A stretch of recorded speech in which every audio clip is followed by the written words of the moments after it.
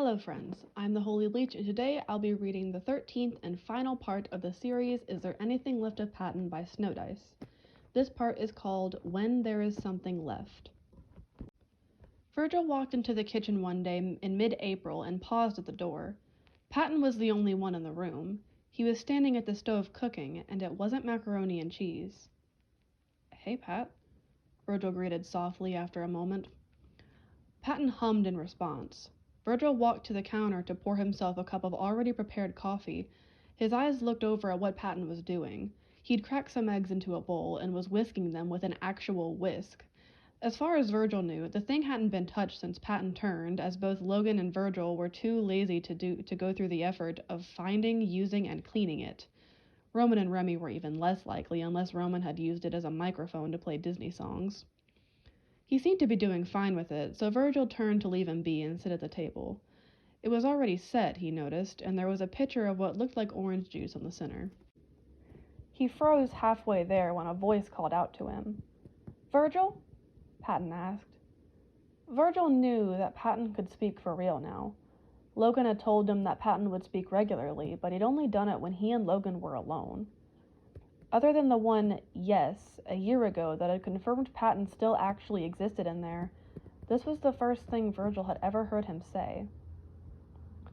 Virgil had a feeling he shouldn't make a big deal about that fact. "Yeah, Pat?" he asked instead. "I'm making omelets, but I don't trust myself with the deer sausage in the refrigerator. Would you mind doing that part for me?" "Oh, yeah," Virgil replied. "Of course." He grabbed the Tupperware container of cooked deer sausage while Patton poured some of the egg mixture into the preheated pan. He waited for the eggs to cook a bit before reaching for the cheese and sprinkling a bit over the top. Then he took a step away from the pan. "Now," he said. Virgil opened the Tupperware container. Patton did a full-body twitch and pressed his lips into a line, but he didn't reach for the food. After a moment, he nodded tightly, and Virgil put a bit of the meat on the omelet before shutting the container tight again. Patton was stiff as he moved to close the omelet, but relaxed marginally when the meat was concealed. He let it cook for a few more minutes, and flipped it before putting it on a plate and covering it with another one to keep it warm. He smiled at Virgil, and Virgil smiled back. They repeated the process a few times. Patton's reaction to the meat was the same every time, but he seemed to be able to handle it. When Virgil wasn't busy spooning the meat on for Patton, he started making toast. Logan entered the room when Patton was folding the last omelet and stopped in the doorway. "Good morning," he said softly. "Morning, El." "Virgil and I made omelets," Patton said. Logan promptly forgot Virgil was in the room when he heard Patton's voice speaking at that volume. He smiled, looking sickeningly bestowed, and crossed the room. He hugged him around the waist, leaning his head on Patton's shoulder. "I can see that," he replied. Patton smiled at the touch and bobbed him on the nose with the spatula in his hand. "Distraction," he accused. Logan replied into his neck, getting a giggle in return. "Disgusting," Virgil commented. "I'm going to go get the others." He left them there and made his way to the study, shoving his way into the room past the mattress that took up most of the space. Remy was already awake on his bed, sewing something. Apparently he'd already been to the kitchen because he had a cup of coffee next to him. Roman, on the other hand, was still sound asleep in bed. Virgil walked over and kicked him lightly on the foot. "Wake up," he said. Roman mumbled something into his pillow. Virgil kicked him harder. "Wake up. Patton cooked us breakfast and you're going to eat it." "I don't want the macaroni," Roman complained into his pillow. "It's not macaroni and cheese." Roman tilted his head up to squint at him. "Just come and see." Roman rolled out of bed after a moment and got to his feet. He stretched while Remy set down the fabric in his hand, and they both followed Virgil to the kitchen. "Ooh, omelets!" Roman exclaimed, taking his seat in his chair. Apparently Logan and Patton had managed to resist being mushy for long enough to bring the omelets and toast to the table and set them out for everyone. Roman started stuffing his face without hesitation, and Virgil rolled his eyes, taking his own seat at the table. "This is really good," Roman said, his mouth still full of food. "Thank you. Patton replied as he moved to sit down himself. Roman blinked over at him, his mouth popping open in surprise. Remy reached over to close his mouth for him. "Good day, Patty?" Remy asked. Patton nodded, staring intently at his plate. He reached for his fork and knife and took a bite of the omelet. The tension was clear in his frame. "You can just eat it, Pat," Virgil said kindly. "No one will judge you." Patton mumbled something under his breath and took another pointed bite. Virgil wondered how much effort it took him not to eat food when it was right there in front of him. It looked hard, but he did manage, at least for today. Virgil thought it probably helped that Roman distracted him by blabbering on about the chickens and giving him an update on the progress learning the songs in the guitar book Remy had found. Patton didn't say a word through the entire meal, but once all the food was gone, he looked up. "I want to see the garden," he said to Virgil. Virgil's eyes flickered to Logan. They had agreed months ago that it wasn't a good idea to let Patton go outside in case he got confused, but things had changed. Slowly but surely, he had more and more good days, and today was a very good day. "Sure, Pat," Virgil replied. "That's fine." "The three of us will clean up breakfast since you two cooked," Logan offered. He leaned forward to kiss Patton on the cheek. His eyes flickered between Patton and Virgil. "We'll be working in the other house if you need me." "Okay," Patton agreed, squeezing his hand before getting to his feet. Virgil got to his feet as well and offered a hand to Patton. He took it and let Virgil lead him to the back door. They both stopped when they stepped outside, and Patton took a deep breath, looking out at the garden. He trailed off. He walked down the steps to the edge of the large garden. Virgil wasn't done planting everything yet, but many things were planted, and the areas that weren't had been sectioned off and labeled with little signs. "It looks the same. You even kept my signs." "Of course. You knew what you were doing, and it didn't feel right to change anything." Patton shook his head and smiled at him ruefully. "You didn't even know me, Virgil."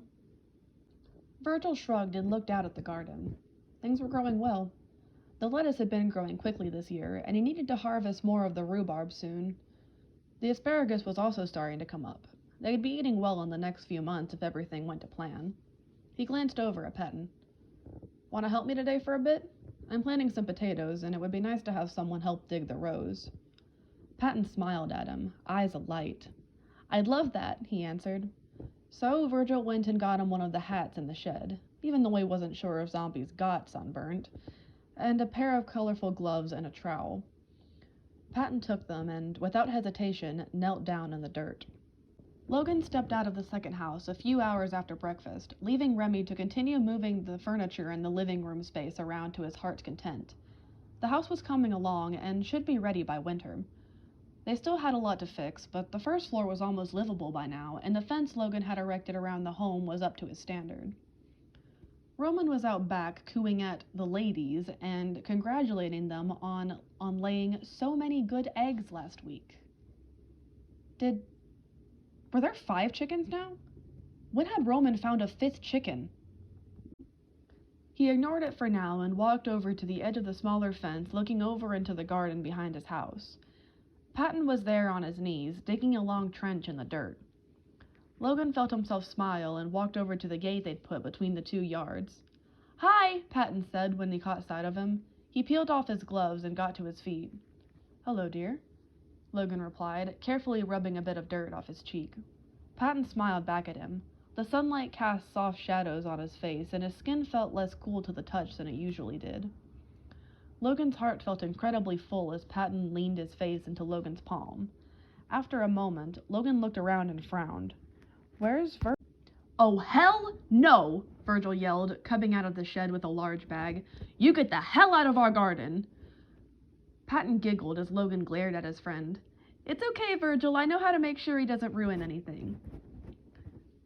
Virgil gave them both a skeptical look. "Fine," he said. "I'll trust you, Patton, but if he destroys, I'm not going to destroy anything." Logan defended himself. "I promise it'll be fine," Patton said, laying a quelling hand on Logan's shoulder. "All right," Virgil agreed. "Fine." He lifted the bag and gave Patton a considering look. You good with the potatoes? Patton glared at him. What? You eat raw meat. Don't act like I'm being unreasonable. I'll be able to manage, Patton promised, and Virgil handed him the bag, which Logan saw was filled with pre-cut seed potatoes. Patton turned to Logan. Come on, my honey bay, Patton said with a wink.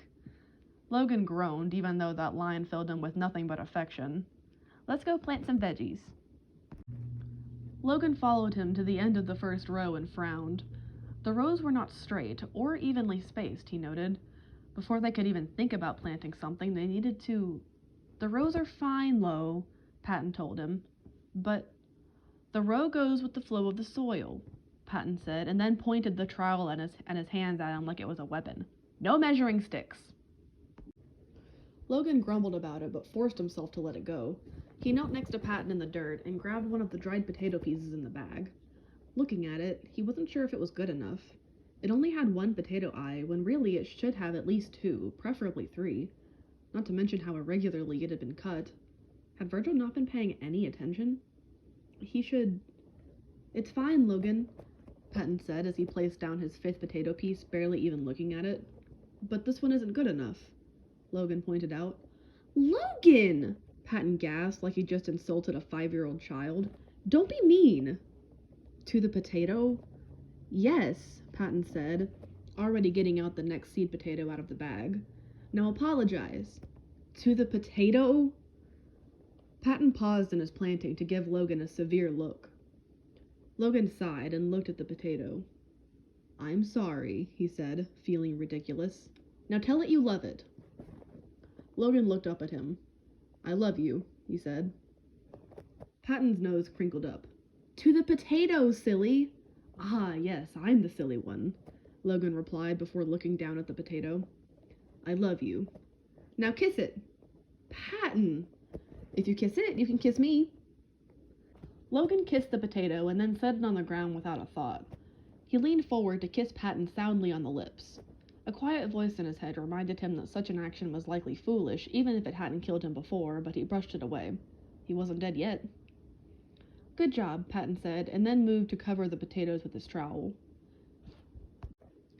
They made it all the way down that row and the next two before Virgil returned. He had a container full of lettuce under his arm. Wow, you two are making good progress. And Logan hasn't even dug up something he's not supposed to yet. Logan blushed. I thought they were weeds. And that's why we get to know our plants, Patton said, holding up a piece of potato to Logan's lips. Logan distractedly kissed it before he thought about what he was doing. Virgil almost bent over double, cackling. Is that why your face is dirty, Logan? Patton seemed to have no remorse for what he'd just done. Instead, he plopped the just-kissed potato into the ground and started covering it up with dirt. Virgil was still chuckling. I'm going to take this inside and look at harvesting some rhubarb. You two okay to finish the rest of it? Patton sent him a thumbs up, already getting to work on the next row. They continued that way, with Virgil walking back and forth to the kitchen with different harvested plants every so often. Eventually they ran out of space, and Patton sat back on his knees to look over the rows of potatoes he just planted. He was covered in dirt. There was a large smudge of it near the side of his eye, and a lighter one across the bridge of his nose. His freckles, which Logan hadn't clearly seen in years, popped out a bit in the sun. There was a small smile on his face as he looked over what he'd accomplished in the last few hours. Assuming Patton truly had been able to counteract Logan's lack of a green thumb, the ground there should spring to life soon. Logan couldn't wait to see his face when it did. Virgil wandered over to look at them, placing a hand on Patton's shoulder. How are you feeling, Pat? How was he feeling? Patton thought. His hands were covered in dirt despite the gloves he'd been wearing as he worked all morning. He was in his garden, which had bloomed without him the last 2 springs. Except it hadn't, he thought, his eyes on the sign in front of the quickly growing lettuce. He couldn't read it, but he knew it said, Remain calm. The garden hadn't bloomed without him completely. Virgil had managed to keep a part of Patton in it, at least a little bit.